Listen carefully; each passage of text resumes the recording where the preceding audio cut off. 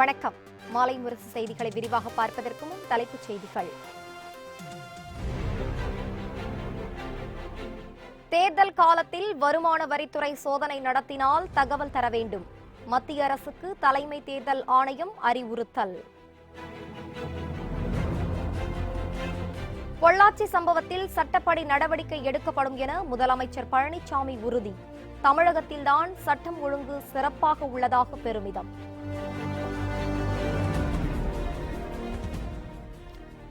சேது சமுத்திர திட்டத்துக்கு ஒதுக்கிய 40,000 கோடி எங்கே என பன்னீர்செல்வம் கேள்வி.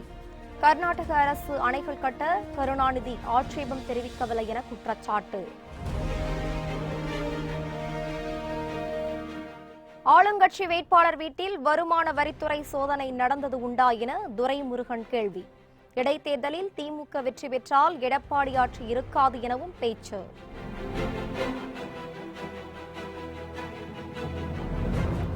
வளர்ச்சி திட்டங்கள் கவர்ச்சி அறிவிப்புகளுடன் பாஜகவின் தேர்தல் அறிக்கை இன்று வெளியீடு. காங்கிரஸ் வாக்குறுதிக்கு பதிலடி கொடுக்கும் வகையில் திட்டங்கள் இடம்பெறும் என எதிர்பார்ப்பு.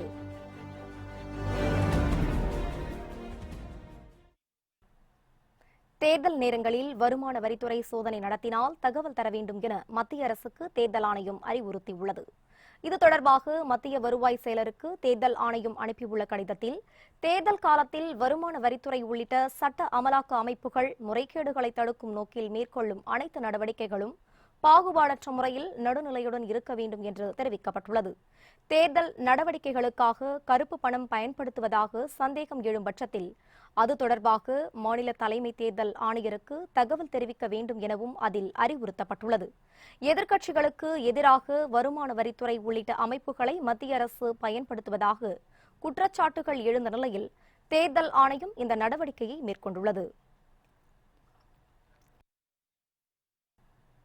பொள்ளாச்சி சம்பவத்தில் தொடர்புடையவர்களுக்கு சட்டப்படி தண்டனை பெற்றுத் தரப்படும் என்று முதலமைச்சர் பழனிசாமி உறுதியளித்துள்ளார்.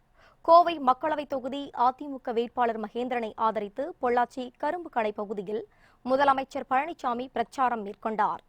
அப்போது பேசிய அவர், இஸ்லாமிய பெருமக்களுக்காக தமிழக அரசு பல்வேறு நலத்திட்டங்களை செயல்படுத்தி வருவதாக தெரிவித்தார். மேலும் முத்தலாக் சட்டத்தை நாடாளுமன்றத்தில் அதிமுக எதிர்த்ததால் மத்திய அரசால் சட்டமாக்க முடியவில்லை என முதலமைச்சர் பழனிசாமி கூறினார். மக்களுக்கு எந்த ஒரு பிரச்சனையும் இல்லாம கடையோட கூட பிரச்சனை இல்லாம நம்முடைய அரசு பார்த்துச்சு. அதனால ஜாதி சண்டை கிடையாது, மத சண்டை கிடையாது, மக்கள் நிம்மதியாக வாழ்கின்ற காட்சிக்குரிய பயணம் மேற்கொள்வதற்கு 6 கோடி கொடுத்தது எங்களுடைய அரசு. மேலும் முத்தலாக் சட்டம் வந்த பொழுது நாடாளுமன்றத்திலே அனைத்து அண்ணா திராவிட முன்னேற்ற கழக நாடாளுமன்ற மரியாதைக்குரிய அன்புராஜ் அவர்கள் பொருள் கொடுத்தது இஸ்லாமிய பெருமக்கள். அனைத்து அண்ணா திராவிட முன்னேற்ற கழக கட்சி தான் பொருள் கொடுத்தது. அதே போல பாராளுமன்ற மேலவையில முத்தலாக் சட்டம் தீர்மானம் கொண்டாடுவது எங்களுடைய ஆதரவை கேட்டார்கள். நாங்கள் ஆதரவு கொடுக்கவில்லை. நாங்கள் ஆதரவு கொடுக்காத காரணத்தில் முத்தலாக் சட்டம் நிறைவேறாமல் போனதையும் எங்களுடைய நிலைப்பாட்டின் காரணமாக. முன்னதாக பொள்ளாச்சி பொதுக்கூட்டத்தில் உரையாற்றிய முதலமைச்சர் பழனிசாமி, இந்தியாவிலேயே தமிழகத்தில்தான் சட்டம் ஒழுங்கு சிறப்பாக இருப்பதாகவும் பொள்ளாச்சி சம்பவத்தில் தொடர்புடையவர்களுக்கு சட்டப்படி கடும் தண்டனை பெற்றுத் தரப்படும் என அவர் உறுதியளித்தார். இந்த பிரச்சனையை அரசியலாக்க சிலர் முயற்சிப்பதாகவும் முதலமைச்சர் வேதனை தெரிவித்தார். பொள்ளாச்சியில் நடைபெற்ற சம்பவத்தை பொறுத்த வரைக்கும் அனைவருமே ஒரு மனவேதனையோடு இருக்கின்ற சம்பவத்தை கடுமையாக நடத்தி அண்ணா திராவிட முன்னேற்ற கழக கட்சியும் சரி, அரசும் சரி நடவடிக்கை எடுத்துக் கொண்டிருக்கின்ற செய்தி இந்த நேரத்தில் தெரிவித்து உடனடியாக சிபிசிஐடிக்கு உத்தரவு போட்டப்பட்டு அது சிபிசிஐடி மூலமாக விசாரணை மேற்கொள்ளப்பட்டு இன்றைக்கு சிபிஐ விசாரணைக்கு உட்படுத்தப்பட்டிருக்கின்ற என்பதை இந்த நேரத்தில் தெரிவிக்க விரும்புகின்றேன். அரசை பொறுத்த வரைக்கும், காவல்துறை பொறுத்த வரைக்கும் சரியான முறையிலே புகாரின் அடிப்படையிலே இன்றைக்கு விசாரணை மேற்கொள்ளப்பட்டு விசாரணை நடைபெற்றுக் கொண்டிருக்கிறது. சேது சமுத்திர திட்டத்திற்கு ஒதுக்கப்பட்ட 40,000 கோடி ரூபாயை திமுகவினர் திட்டத்திற்கு தான் செலவழித்தார்களா அல்லது அவர்களின் வீட்டுக்கு கொண்டு போனார்களா என துணை முதல்வர் பன்னீர்செல்வம் தூத்துக்குடியில் கேள்வி எழுப்பினார். அதிமுக கூட்டணியில் இடம்பெற்றுள்ள பாஜக சார்பில் தூத்துக்குடி நாடாளுமன்ற தொகுதியில் தமிழிசை சவுந்தரராஜன் போட்டியிடுகிறார். அவரை ஆதரித்து அண்ணாநகர் பகுதியில் துணை முதலமைச்சர் பன்னீர்செல்வம் தீவிர வாக்கு சேகரிப்பில் ஈடுபட்டார். அப்போது பேசிய அவர், எந்த கட்சி மக்களுக்கு நலத்திட்டங்களை சிறப்பாக செய்தது என்பதை எண்ணி பார்த்து நீதிபதிகளாக இருந்து மக்கள் வாக்களிக்க வேண்டும் என கேட்டுக் கொண்டார்.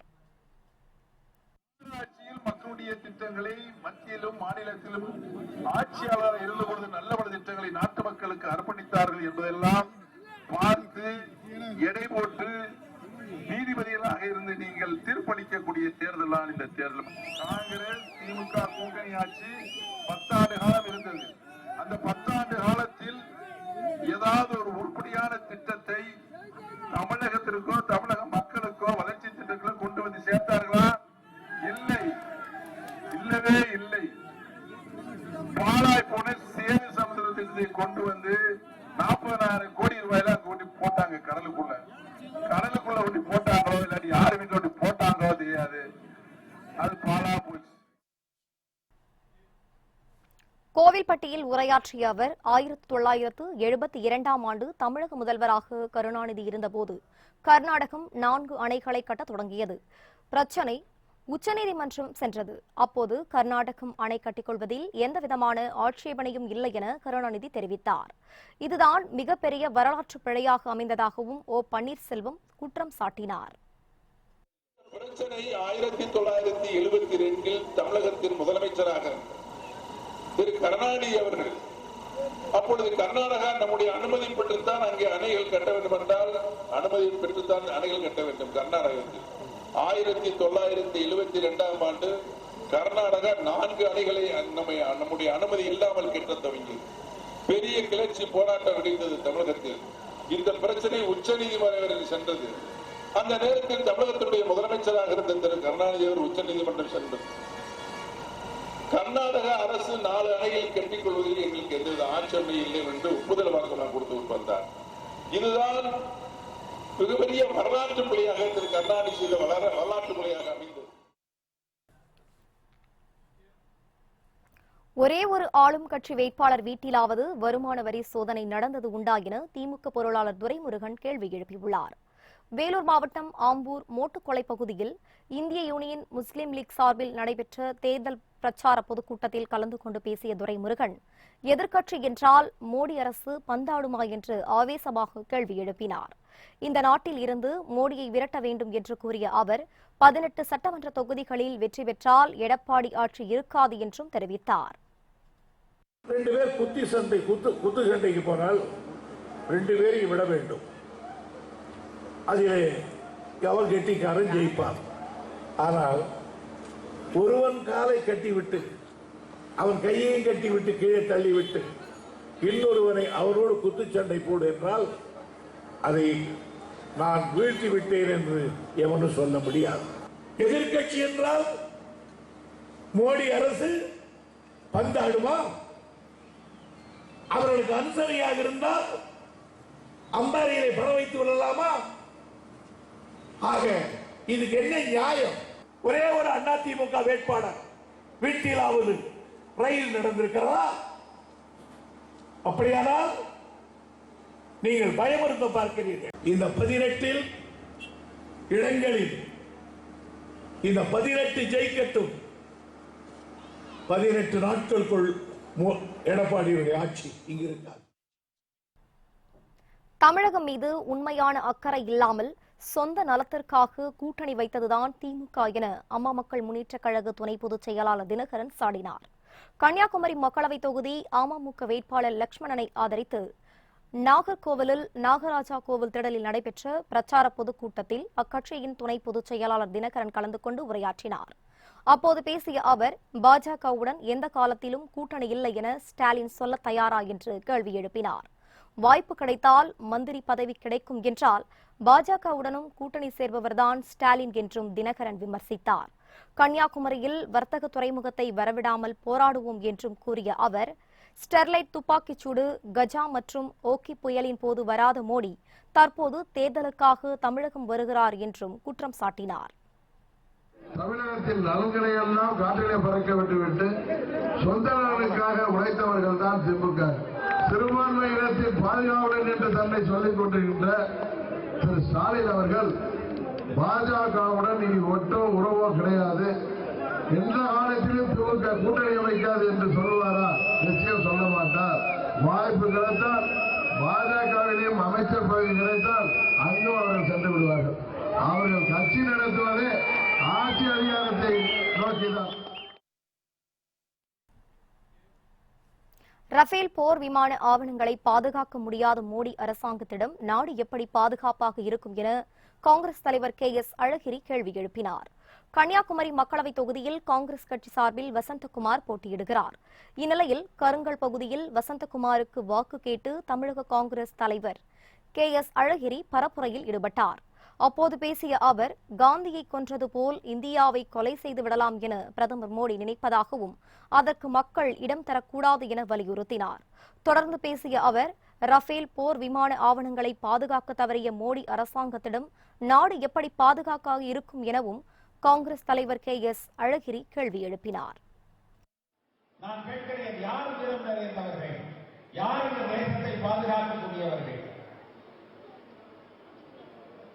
ரஃபேல் பேர ஊழலிலே உச்சநீதிமன்றத்திலே மோடி அரசாங்கம் சொல்லுகிறது, ரஃபேல் சம்பந்தப்பட்ட முக்கியமான கோப்புகள், ஃபைல்கள் காணாமல் போய்விட்டன. நீங்க பொன்னார் அவர்கிட்ட கேளுங்க. ஏனென்று சொன்னால் ராணுவ அமைச்சர் அவருக்கு வேண்டியவங்க தான். நீங்க இந்த நாட்டினுடைய ராணுவ கோப்புகளையே பத்திரமாக வைக்க முடியாதவர்கள் நாட்டை எப்படி பத்திரமாக வைக்கக்கூடியவர்கள்? எடப்பாடி சம்பந்தப்பட்ட பயிலாம் பத்திரமா இருக்கு, OPS சம்பந்தப்பட்ட பயிலாம் பத்திரமா இருக்கு. ஆனா ரஃபேல் சம்பந்தப்பட்ட பயில் மட்டும் காணாம போயிட்டு உச்ச நீதிமன்றத்தில் சொன்னா அந்த பாரதிய ஜனதா அரசு ஆன தகுதியுடைய அரசா என்று யோசிப்பார். தேர்தல் பிரச்சாரம் நிறைவடைய இன்னும் 8 நாட்களே உள்ள நிலையில் தமிழகத்தில் பல்வேறு கட்சிகளின் தலைவர்கள் தீவிர வாக்கு சேகரிப்பில் ஈடுபட்டு வருகின்றனர். தூத்துக்குடி தொகுதி பாஜக வேட்பாளர் தமிழிசை சவுந்தரராஜனை ஆதரித்து கோவில்பட்டியில் பிரச்சாரம் செய்த தேமுதிக பொருளாளர் பிரேமலதா விஜயகாந்த் தேர்தல் கருத்து கணிப்புகளை பார்த்து யாரும் நம்ப வேண்டாம் என்று கூறினார். கருத்து திணிப்பு செய்து மக்களை குழப்பிக் கொண்டிருப்பவர்களை பற்றி கவலைப்பட தேவையில்லை எனவும் அவர் தெரிவித்தார். ஏதோ ஒரு கருத்து கணிப்பு வருதெல்லாம் நீங்க யாரும் கன்ஃபியூஸ் ஆகாதீங்க. இந்த கருத்து கணிப்பு என்று டிவியில் வருவது அத்தனையுமே பொய்யானவை என்பதை முதல்ல நீங்க எல்லாரும் புரிந்து கொள்ள வேண்டும். கருத்து கணிப்பு என்பதன் பேரில் கருத்து திணிப்புகளை வெளியிட்டு மக்களை இன்னைக்கு குழப்பிக் கொண்டிருப்பவர்களை பற்றி நாம் கவலைப்பட தேவையில்லை. நம்ம கண்ணால டெய்லி பார்க்கிறோம், மக்களுடைய ஓட்டு, மக்களுடைய வாக்கு வங்கி, கட்சியினுடைய வாக்கு வங்கி அதிகமாக படைத்த கூட்டணி நமது கூட்டணி என்பதை இந்த நேரத்தில் நான் பெருமையோடு சொல்ல கேட்டுக்கொள்கிறேன். விழுப்புரம் பழைய பேருந்து நிலையத்தில் மதச்சார்பற்ற கூட்டணியின் விடுதலை சிறுத்தைகள் வேட்பாளரை ஆதரித்து பேசிய திருமாவளவன், அதிமுக கூட்டணி ஒவ்வாத கூட்டணி, பொருந்தாத கூட்டணி என்றும் கூறினார். இரட்டை இலையில் தாமரை மலர்வது எப்படி, தாமரை மலரில் மாம்பழம் காய்ப்பது எப்படி என அவர் கேள்வி எழுப்பினார். இந்துக்களின் பகைவர்கள் இவர்கள்தான். மோடி, நரேந்திர மோடியும் திண்டிவனம் மோடியும் தான். அதை நீங்கள் புரிந்து கொள்ள வேண்டும். அவர்களின் கிளை கழகமாக மாறிவிட்டது, பிஜேபியின் கிளை கழகமாக மாறிவிட்டது என்று நண்பர் டிடிவி தினகரன் அவர்கள் அதிமுகவை பற்றி சொல்லியிருக்கிறார். திருவாரூர் மாவட்டம் கோட்டூரில் நாகை தொகுதி சிபிஐ வேட்பாளரை ஆதரித்து பேசிய அக்கட்சியின் மூத்த தலைவர் தா பாண்டியன், காவலாளி என்று சொல்லிக் கொள்ளும் மோடி ஆட்சியில் கடவுள் சிலைகள் திருடு போய்க் கொண்டிருப்பதாக கூறினார். தன் குடும்பத்தையே நடத்த தெரியாத மோடி இந்த நாட்டை நடத்துவது எப்படி என்றும் அவர் கேள்வி எழுப்பினார். நீதானே தமிழகத்தை ஆட்சி, எந்த தாய்க்காவது எந்த பெண்ணுக்காவது பாதுகாப்பு உண்டா? மோடியை கட்டிய பெண்ணுக்கே பாதுகாப்பு இல்லை. தன் குடும்பத்தையே நடத்த தெரியாத நாடு முழுமையிலும் நமக்கு குடும்பம் நடத்தி காட்டுகிறேன் என்று சொல்லுகிறார் என்றார். தாலி கட்டிய மனைவியே தள்ளி வைத்த குற்றவாளி சட்டப்படி தண்டிக்கப்பட வேண்டும். அவர் எப்படி இல்லற வாழ்க்கையில் மற்றவர்களை காப்பாற்றுவார்? எனவேதான் பொருளாட்சியில் நடக்கிறது படுகொலை இந்தியாவில் நடக்கிறது. தூத்துக்குடி திமுக வேட்பாளரை ஆதரித்து விளாத்திக்குளம் மெயின் பஜாரில் பேசிய நாஞ்சில் சம்பத், கொள்கை கோட்பாடு எதுவும் இல்லாத பாமக தேர்தல் நேரத்தில் கடை திறக்கும் கம்பெனி என்று சாடினார். இந்தியாவை மீட்பதற்கான சுதந்திர போர்தான் இந்த தேர்தல் என்று கூறிய அவர், வடக்கில் ராகுல், தெற்கில் ஸ்டாலின் தலைமை தாங்குவதோடு தடுமாறினால் ஊன்றுகோலாகவும் இருப்பார்கள் என்று தெரிவித்தார். ஒரு மந்திரி மோடி தான் டாடிங்கிறான். அவனுக்கு அம்மா அதிர்ச்சி அடையலாம். என்ன மரபணு சோதனைக்கு கூட்டிட்டு போயிருவாங்கடா, அப்படி சொல்லாதடாங்கடா. விலைப்பனவ ராமதாஸ், அவனுக்கு கொள்கையும் கிடையாது, கோட்பாடும் கிடையாது. அது ஒரு கம்பெனி. தேர்தல் நேரத்தில் கடை திறக்கிற பயல்கள். அவன் தேர்தல் நேரத்தில் கடை திறந்து எங்க இடம் கிடைக்கும் போது அனாதை பயிர்களாக இருக்கிற இந்த எடப்பாடி பன்னீர்செல்வம் கும்பலோடு பேரம் பேசி எத்தனை கோடி வாங்கினு சொல்ல மாட்டேங்கிறான். அந்த கட்சியில் இருக்கிற மன உளைச்சல் இருக்கான். வாங்கினது வாங்கட்டும், எங்கிட்ட ஒண்ணு சொல்லி இருக்கலாம்ல அப்படிங்கிறான். தமிழ்நாட்டின் உரிமை, மொத்த உரிமையும் கொண்டு டெல்லியில அடகு வச்சுட்டாங்க. 50 ஆண்டு காலம் மக்களை ஏழைகள் ஆக்கியதுதான் காங்கிரஸ் சாதனை என்று குற்றம் சாட்டிய சீமான், மோடி ஆட்சிக்கு வந்தால் 2 கோடி பேர் வேலை இழந்துள்ளதாக வேதனை தெரிவித்துள்ளார். சிவகங்கை அரண்மனை வாயில் முன்பாக நாம் தமிழர் கட்சி வேட்பாளரை ஆதரித்து பேசிய அக்கட்சியின் ஒருங்கிணைப்பாளர் சீமான், நீட் தேர்வை கொண்டு வந்தது காங்கிரஸ், அதனை செயல்படுத்தியது பாஜக என்று கூறினார்.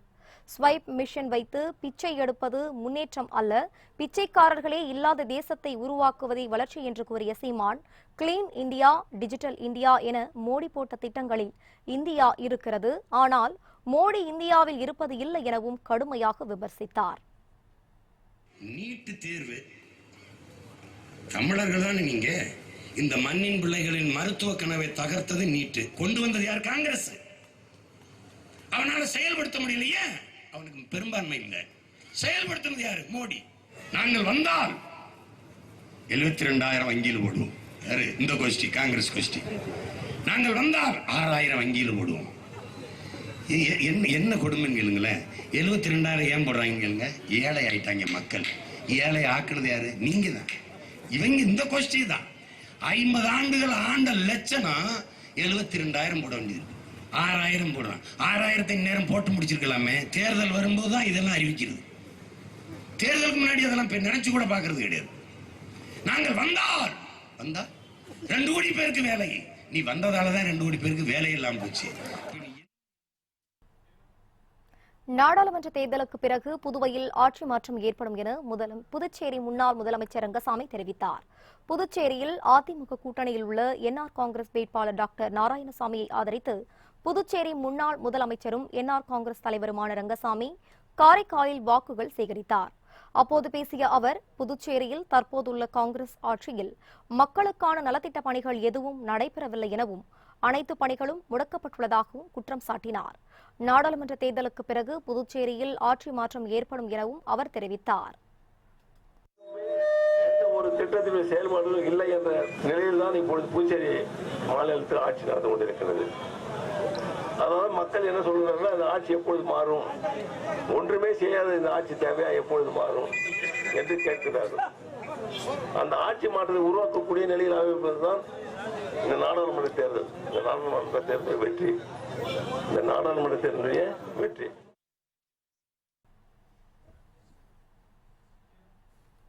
பல்வேறு வளர்ச்சி திட்டங்கள் மற்றும் தேசிய பாதுகாப்புக்கான முன்னுரிமை அறிவிப்புகளுடன் பாஜகவின் தேர்தல் அறிக்கை இன்று வெளியிடப்படுகிறது. நாடு முழுவதும் வரும் ஏப்ரல் 11 முதல் மே 18ஆம் தேதி வரை 7 கட்டங்களாக மக்களவைத் தேர்தல் நடைபெறவுள்ளது. இதனையடுத்து பாஜக, காங்கிரஸ் கட்சிகள் மாநில கட்சிகளுடன் கூட்டணி வைத்துக் கொண்டு தீவிர பிரச்சாரத்தில் கட்சித் தலைவர்கள் ஈடுபட்டு வருகின்றனர். கடந்த சில தினங்களுக்கு முன்பு காங்கிரஸ், இடதுசாரி கட்சிகள் தேர்தல் அறிக்கையை வெளியிட்டன. தேசிய, மாநில அரசியல் கட்சிகள் தங்களின் தேர்தல் அறிக்கையை வெளியிட்டு வரும் நிலையில் பாஜக தேர்தல் அறிக்கை வெளியிடப்படவில்லை. இந்த நிலையில் பாஜகவின் மக்களவைத் தேர்தல் அறிக்கை இன்று வெளியிடப்படுகிறது. இதில் வேலைவாய்ப்புக்கான தனி அமைச்சகம், 2022ஆம் ஆண்டுக்குள் விவசாயிகள் வருமானத்தை இரட்டிப்பாக்குதல், தீவிரவாதத்திற்கு எதிராக சகிப்புத்தன்மையற்ற நிலை, வலிமையான இந்தியா போன்ற அறிவிப்புகள் இடம்பெற வாய்ப்புள்ளதாக தெரிகிறது.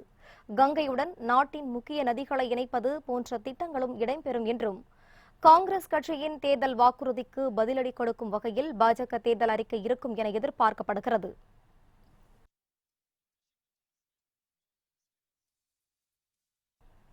சேலம் 8 வழிச்சாலை திட்டத்திற்கு விவசாய நிலங்களை கையகப்படுத்துவதற்கு தடை விதிக்க கோரி தொடரப்பட்ட வழக்கில் சென்னை உயர்நீதிமன்றம் இன்று தீர்ப்பு வழங்குகிறது. மத்திய அரசு திட்டத்தின் கீழ் சென்னை சேலம் இடையே 10,000 கோடி ரூபாய் செலவில் 8 வழிச்சாலை அமைக்க 1900 ஹெக்டேர் நிலத்தை தமிழக அரசு கையகப்படுத்தியது. இந்த திட்டத்தால் வனப்பகுதிகள், விவசாய நிலங்கள், குளங்கள், மரங்கள் பாதிக்கப்படுவதாக கூறி சென்னை உயர்நீதிமன்றத்தில் பொதுநல வழக்கு தொடரப்பட்டது. இந்த வழக்கு விசாரணைக்கு வந்தபோது இந்த திட்டத்தை சுற்றுச்சூழல் ஒப்புதல் இல்லாமல் தொடங்க மாட்டோம் என மத்திய அரசு சார்பில் ஆஜரான வழக்கறிஞர் திட்டவட்டமாக தெரிவித்தார். இதனையடுத்து 8 வழிச்சாலை திட்டத்திற்கு நிலம் கையகப்படுத்த தடை விதித்து உத்தரவு பிறப்பிக்கப்பட்டது.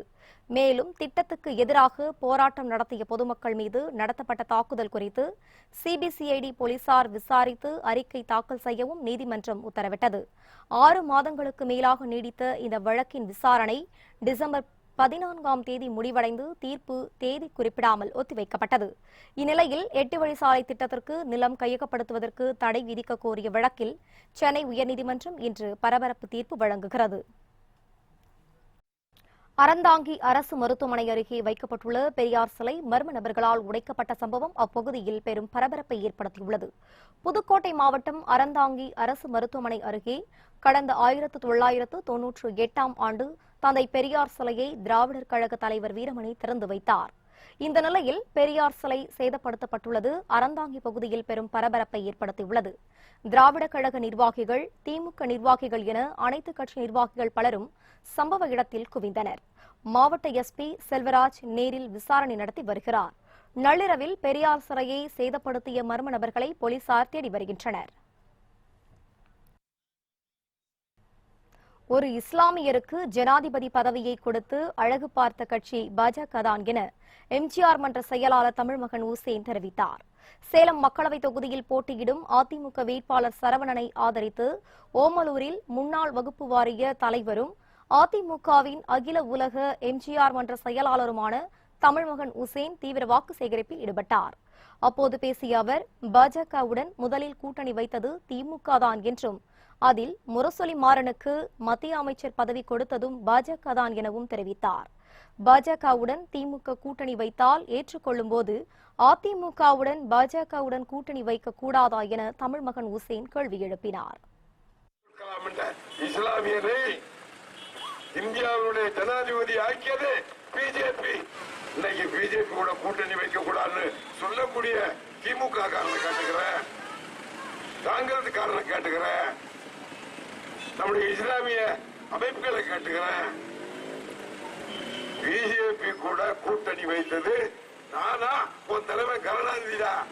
பிஜேபியோட கூட்டணி வச்சதால உன் தாய்மாவ முரசொலி மாறனுக்கு மந்திரி பதவி வாங்கினாரு, கனிமொழிக்கு எம்பி வாங்கினாரு. மக்களவை மற்றும் சட்டமன்ற இடைத்தேர்தலில் கட்டுமான மற்றும் அமைப்பு சாரா தொழிற்சங்க கூட்டமைப்பினர் அதிமுக கூட்டணிக்கு ஆதரவு தெரிவித்துள்ளனர். வேலூரில் கட்டுமான மற்றும் அமைப்பு சாரா தொழிற்சங்க கூட்டமைப்பின் கூட்டம் அகில இந்திய தலைவர் பழனி தலைமையில் நடைபெற்றது. பின்னர் செய்தியாளர்களிடம் பேசிய அவர் மக்களவை மற்றும் சட்டமன்ற இடைத்தேர்தலில் அதிமுக கூட்டணிக்கு ஆதரவு அளிப்பதாக தெரிவித்தார்.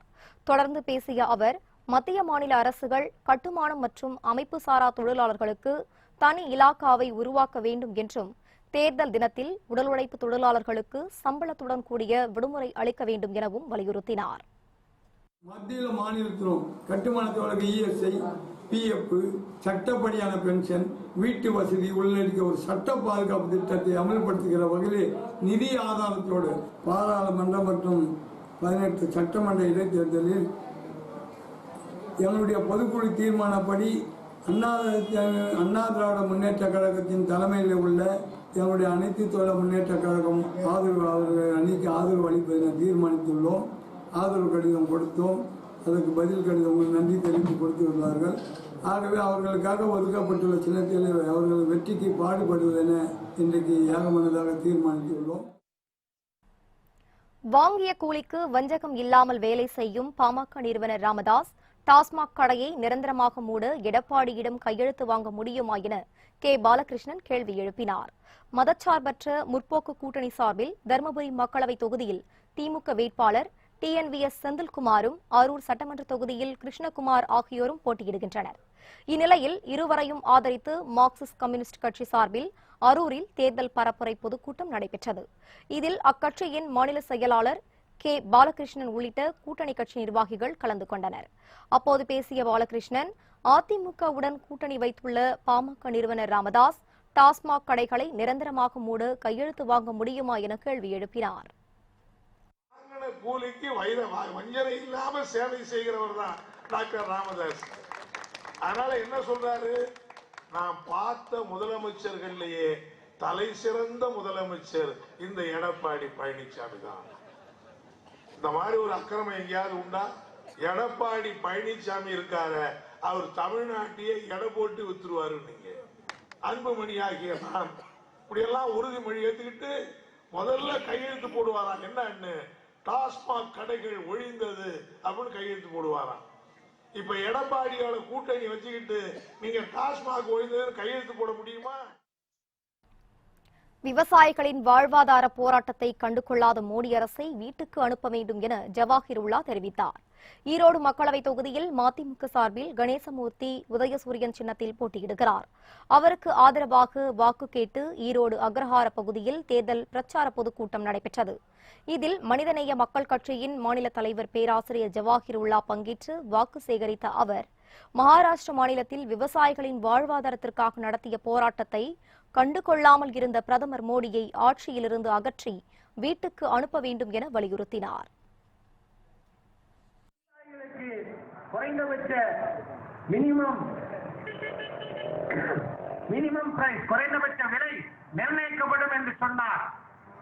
அந்த விலை அவர்களுடைய உற்பத்தியை விட பன்மடங்கு அதிகமாக இருக்கும் என்று சொன்னார். ஆனால் இந்தியாவிலே மோடி ஆட்சியிலே தான் அதிகபட்சமாக விவசாயிகள் உயிரிழந்திருக்கிறார்கள். மகாராஷ்டிர மாநிலத்திலே விவசாயிகள் நடத்தியது போன்ற, மோடி அரசுக்கு எதிராக நடத்தியது போன்ற பேரணியை வேறு எங்குமே நடத்தியதில்லை.